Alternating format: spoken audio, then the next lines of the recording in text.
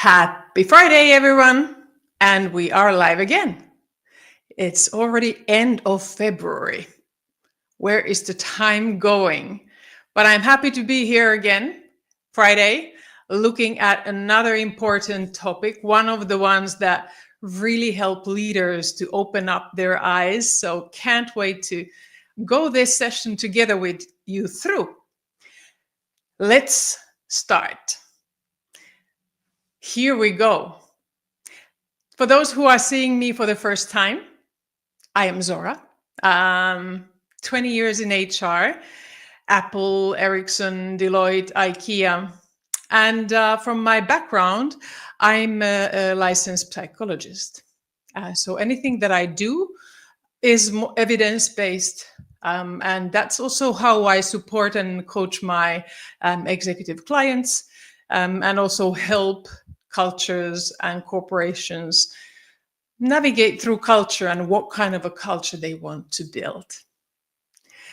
But you didn't come here to learn more about me, but more about burnout, I believe.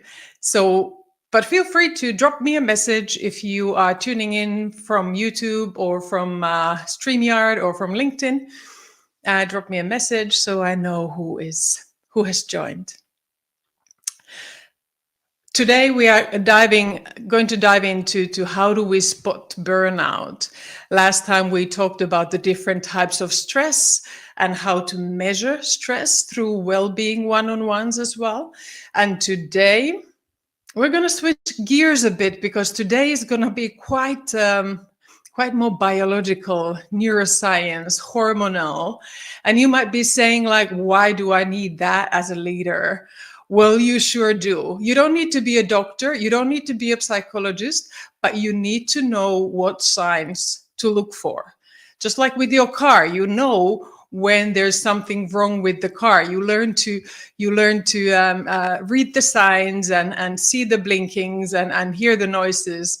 The same is with humans. You need to know. You don't need to be a car mechanician in order to be a great car owner, but the same goes with as a leader.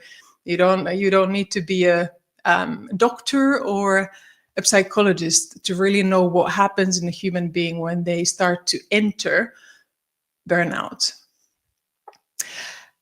And then what we will do in the beginning is we are going to look into the autonomous nervous system. Don't let that scare you. I'm going to make it simple for you and for everyone I go this through with always, because I feel like when we simplify some of these very complex topics, it helps to stick as well. Then we will look at the burn-in phase. This is what I've always, when I've talked with leaders about burnout, I say you need to catch people before that. You need to start to learn the signs of a burn-in phase in order to then hopefully avoid the burnout.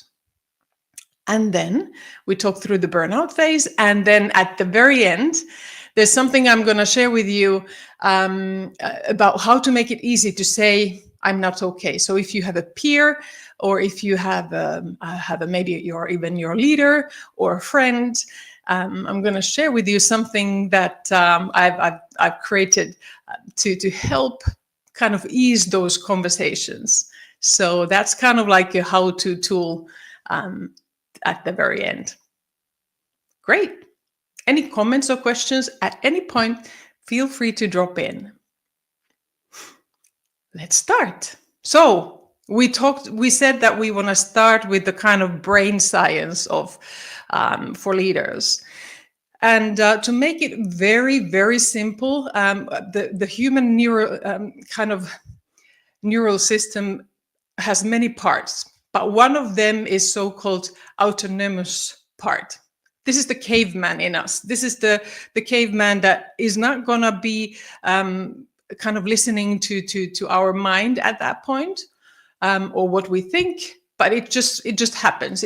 Our brain is still very much wired the same way that it was when we had a cave to protect. So it has two sides. One is rest and digest.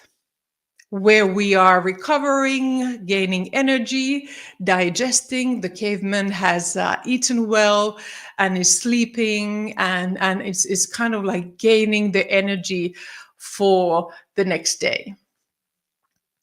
And then we have the fight, flight, or freeze part of our nervous system, where the caveman hears something outside of the cave and suddenly gets alerted and thinks, okay, we need to freeze or flight.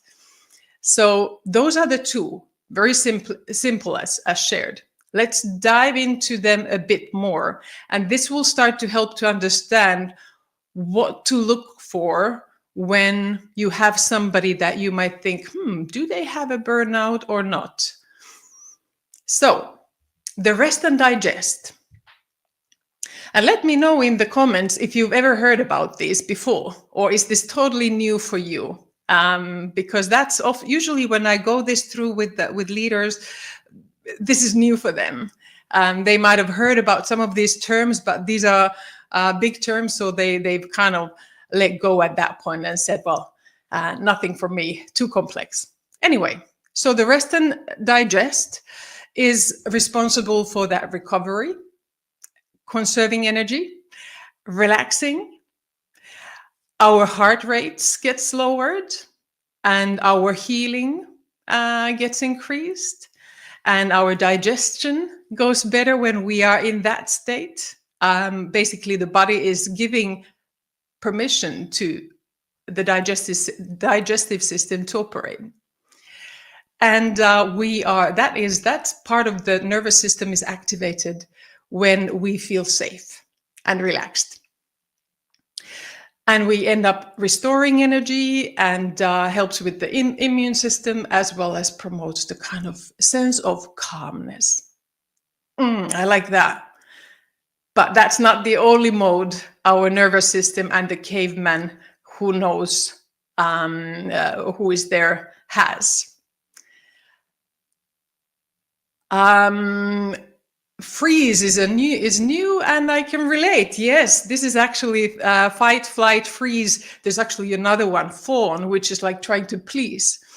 But I'm keeping that simple. So freeze is one way where people who are entering the fight, flight, or freeze, the kind of like alerted level, the caveman. The caveman sometimes froze in front of the tiger, and instead of fighting it or flying from it.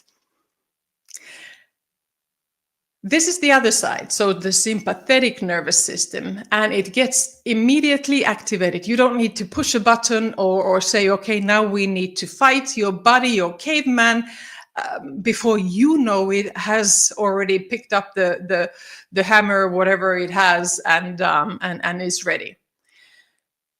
And if you look at what it does in our body, where the other one, the parasympathetic nervous system calms us down, this one will increase heart rate. It will boost energy, and it will shut everything else down. If you have just eaten a big meal, it ain't gonna use the energy to digest it. It will focus on other things like muscle tension, alertness, rapid breathing. That is what it's there for. And it was there for the caveman as well.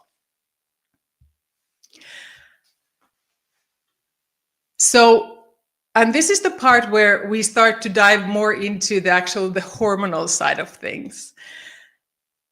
These two states, there's a chemical cocktail in us, a very different one when we are in the rest and digest versus the fight, flight, freeze, and fawn. Because this is how these hormones have a different purpose. So oxytocin is our love, bonding, trust hormone, and it can only be present when cortisol is not present.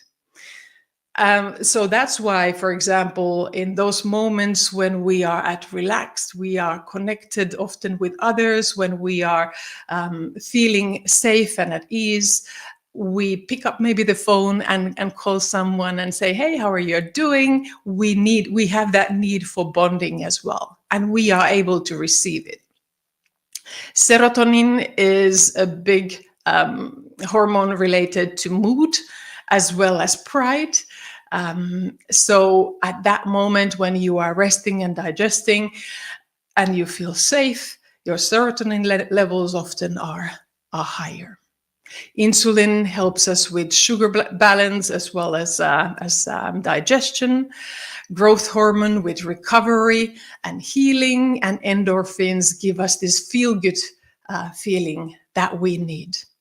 And that is a cocktail. Imagine having that cocktail every day. Wow. I know none of us has that, but that's basically the cocktail behind that rest and digest state. But a very different one is when the caveman goes into the fight, flight, and freeze mode. Then you have adrenaline who comes in and says, you know what are we going to do? Let's make quick decisions, move, we need to fight or run. Thinking, not so much. Noradrenaline was the one, if you remember last time, which increases your focus. This is what I'm going to do. And quick reactions rather than thinking. You don't have time. Tiger is coming. You need to protect yourself. And over time, it's the cortisol then that kicks in as well. That's the kind of we discussed last time. Adrenaline is like gasoline. It puts a lot of flames quickly in your body, but also wears off quickly. Whereas cortisol is like kerosene. Burns in your body and makes damage for a longer time, but in a way it's good. The caveman, it gave the opportunity for the cavemen to actually survive. It's there to help us survive through longer periods of danger as well. So those are the two cocktails that also are important to understand when looking at how do we spot a burnout. I have a question here. Is dopamine, once one is a burnout and starting to focus on other stuff, something we do? Ben, thank you for the question. Dopamine will come. You will see it in a moment. So let's come back to the point about dopamine, because there's a connection to the fight, flight, and freeze and the dopamine as well. So I will share that there as well. Because you continue. For instance, social media dopamine boost. I might be wrong here. No, you're not. There's a reason why we might, when we are stressed and especially kind of burnout, go into this social media, a kind of senseless scrolling as well. Please remind me to answer this question in a couple of slides, because it's dopamine is going to be mentioned there. So that was the first part, what I wanted to share with you. Basically, what is the kind of nervous system and the two states that we are in. And burnout obviously is moving from the rest and digest to a very long period of time into this fight, flight, and freeze mode, and not being able to recover out of it. So let's look at the burn-in phase. And this is the part which I often say that the burn-in phase is actually the loudest one and the most unrecognizable one for burnout, because during burn-in, people are acting out. They start to be irritable. They start to be maybe explosive. They go into kind of a mode that you would say, that's out of character. What's going on? But instead of asking the question, are you okay? We get pissed off. We get like charged. Emotion sparks emotion. So we get charged when somebody comes at us, and instead of showing compassion and empathy, we might be saying, well, what's wrong with you? And that's just kind of closing the conversation and does not help to lean in and create a place of safety and openness to understand something else is happening here. Something more fundamental is driving this anger or irritation or whatever it is that you are spotting. So the burn-in phase, if we catch and know what to look for in those moments, that's where we as leaders are doing really big service to our teams. So let's go this through. Dopamine bends, there you see what's happening. So brain fog and lack of concentration. When you start to be in that early phase where you know what, you've been on a fight, flight, and freeze mode for some time already, you start to have those moments like you don't think anymore clear, you can't concentrate, your mind keeps on swapping from one thing to another thing, you are shuffling your papers on the table, and that is because of thyroid hormones that are helping there. And especially when you have an imbalance, that will impact your ability to kind of cognitively be focused and concentrated. And that is actually where maybe then the lack of dopamine comes as well, because when you don't have that, you know that there's one thing, maybe you don't know, but every time when you scroll social media and swipe somewhere up or down or left or right, whatever, a dopamine gets released in you.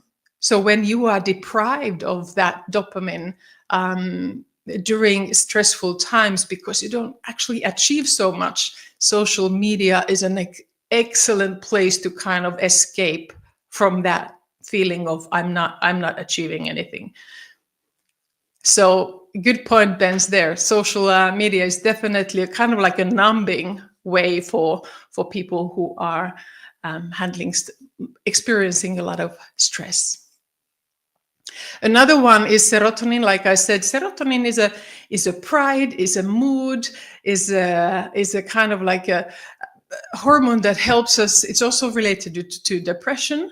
So that is also when you see somebody getting irritable or sad or having mood swings, you might actually, those are the moments when they might get very loud.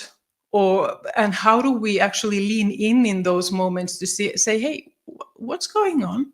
I've noticed that you are these days quite tense. Anything I can do to help? And that's also because, like I said, serotonin is going down. Adrenaline is spiking, which means you still try to be hyperactive, but you go into a level where you exhaust yourself. And that's what you might see as well as a sign of somebody who is in the burn-in phase. They are volatile. So they have this hyperactivity where they are energetic. And then next day you see them totally kind of scruffy, not taken care of, and they are exhausted. Maybe sitting in an office or keeping their Zoom link camera off because, you know what, they are just kind of mentally and physically not there. Dopamine, lack of motivation and drive. Somebody who's before been maybe even a high performer has been able to kind of like always go with motivation and drive. Right now, as they are not able to get things done, the dopamine levels start to plummet, and they come across somehow like, yeah, they don't have that anymore in them. And this is unfortunately in leaders, often it's like, well, this is a performance issue. Yes, it goes into a performance issue, but as leaders, we need to understand what is the root cause here. What is the root cause here, and how can we help? Is it related to well-being and resilience, or is it something else? And the last one is when cortisol starts to go up, you have this constant anxiety. Am I enough? Am I doing? What else should I be thinking of? And also it develops a level of paranoia, thinking people must be saying these things about me, or people might be kind of talking behind my back. And that these are all these kind of on a burn-in phase. I always tell to the leaders I work with, these are the symptoms. It's part of your job as a leader to get to know. They are quite vocal often. These are loud symptoms at times that you can spot in your team before they then move into a burnout. And when you catch them here, you can actually very easily help them shift back to rest and digest and recover and repair and into a high impact mode. This is not the high impact mode for anyone.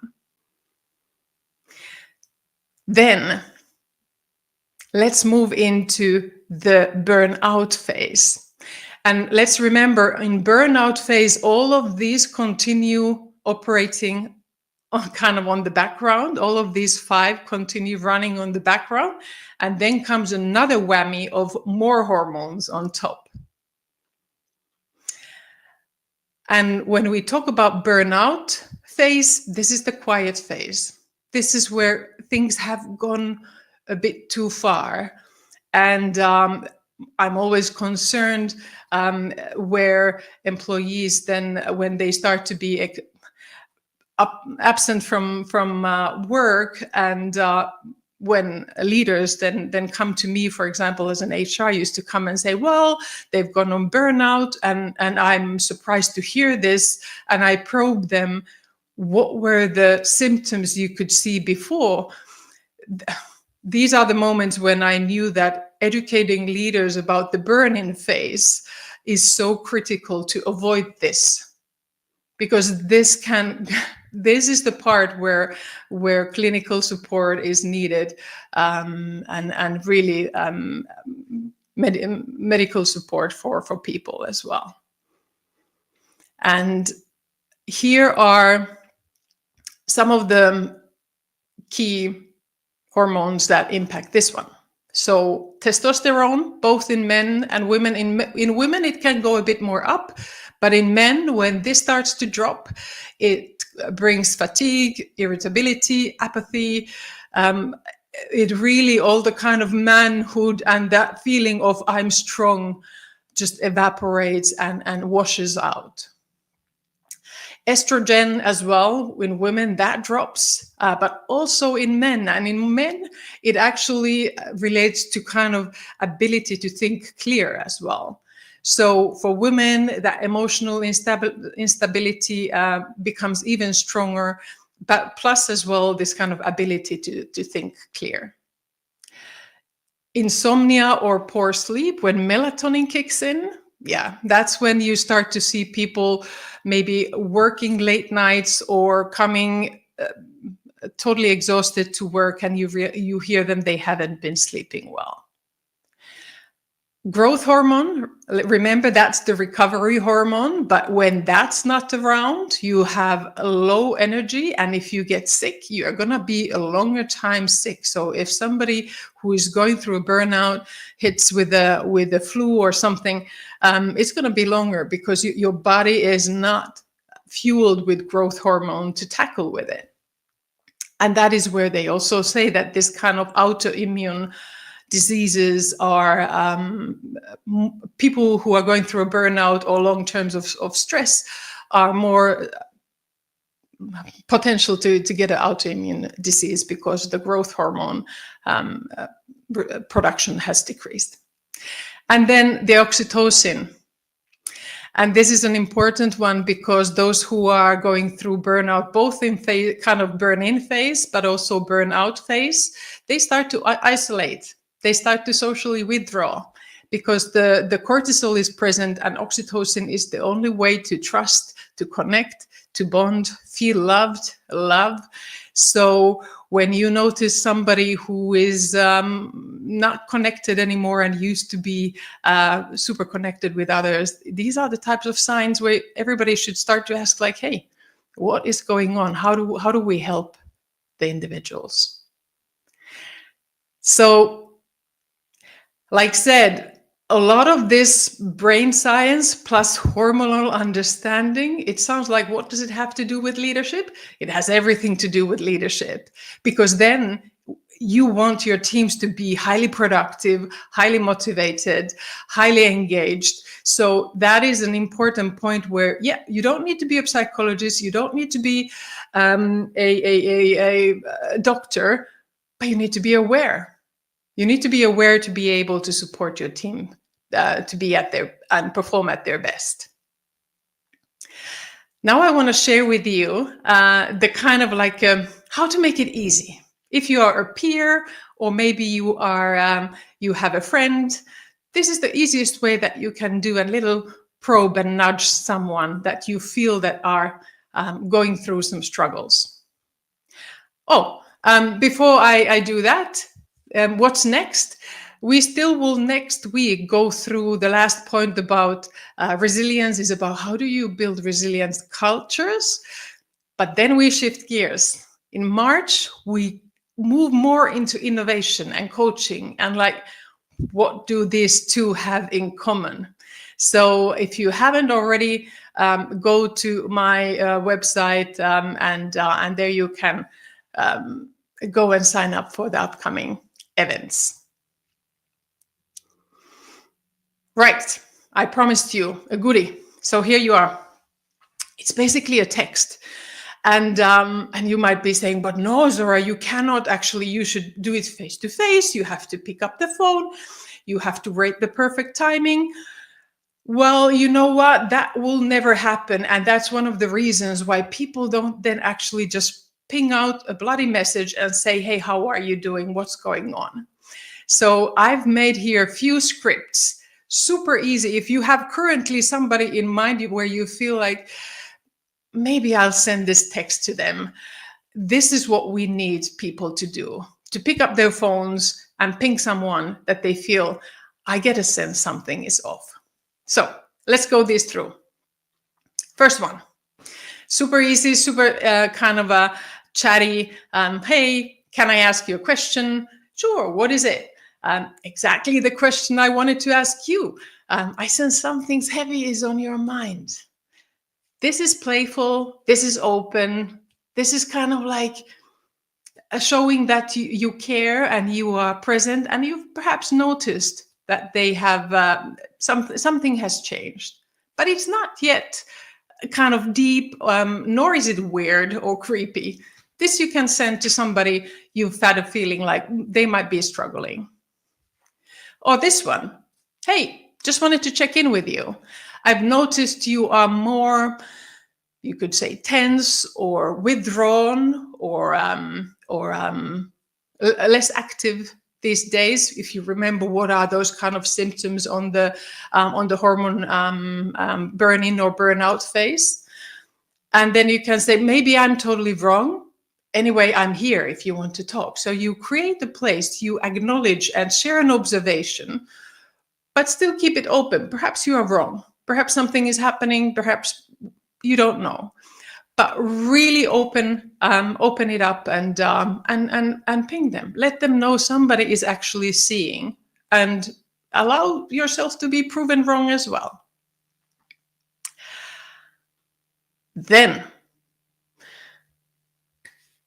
another one is a follow-up, because we see when, especially in a burn-in phase, these kind of situations are very vocal. We see them irritable. So you could say, after a heated meeting, you could say, hey, that was a really heated conversation. Are you okay?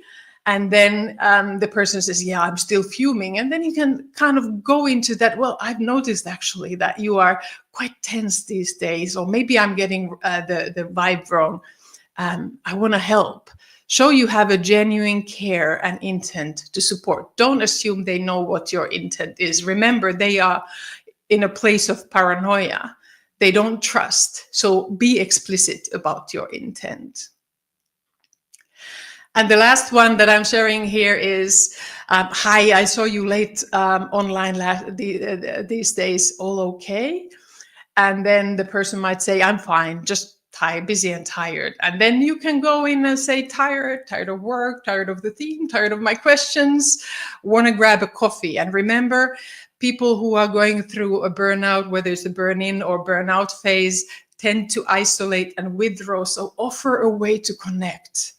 Offer a way to have a virtual or a face-to-face connection with them. Let me take a question. I love these phrases, especially maybe I'm totally wrong. Well, yeah, thank you, Maria. It just helps you to show that you are seeking to understand and you are caring, you are not judging, and you are opening the conversation there. And the person can then still decide whether they are going to share with you what's going on or perhaps still not. I'm checking another point here.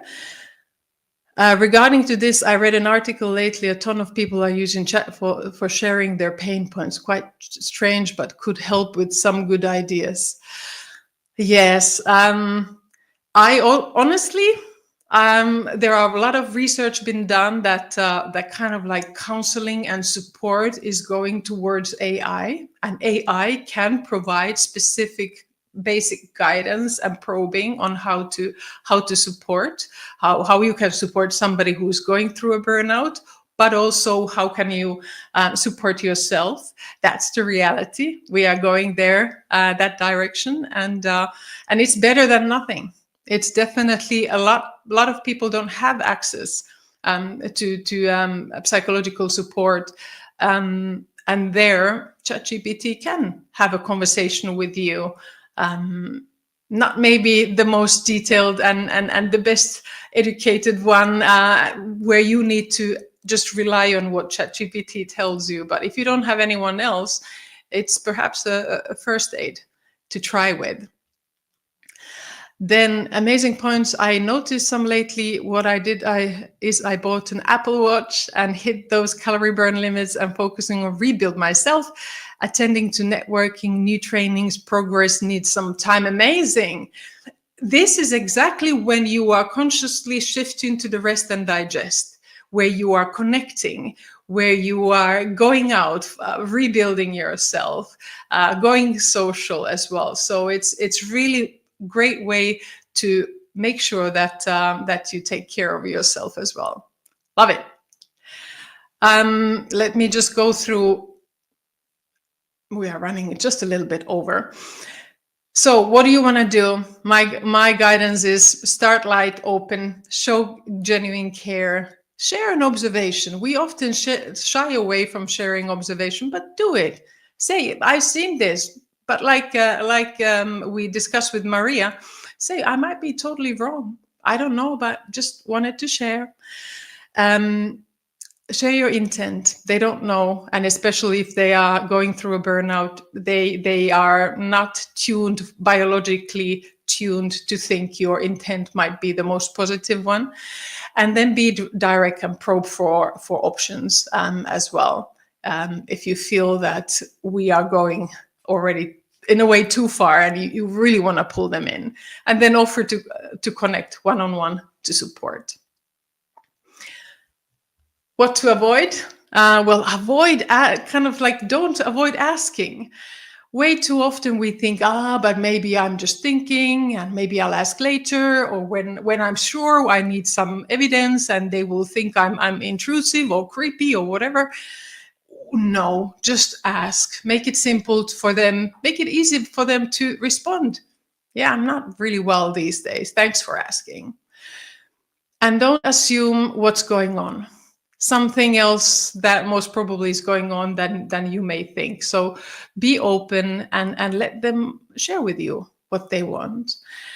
Don't think they know your intent, and don't stop at the first I'm okay. That's what I recommend. Where to find this? I'm going to put it into our lounge just in a moment, so you will have the whole presentation and the replay. If you find this helpful, share with a friend or colleague. You will find this material there. It's free for everyone, as I believe that everybody should have access to this basic type of education as leaders. So go there and yeah.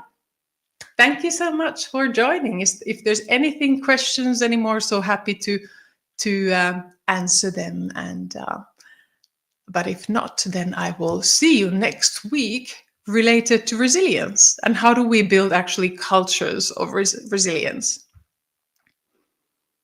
All right. Have a wonderful, wonderful weekend.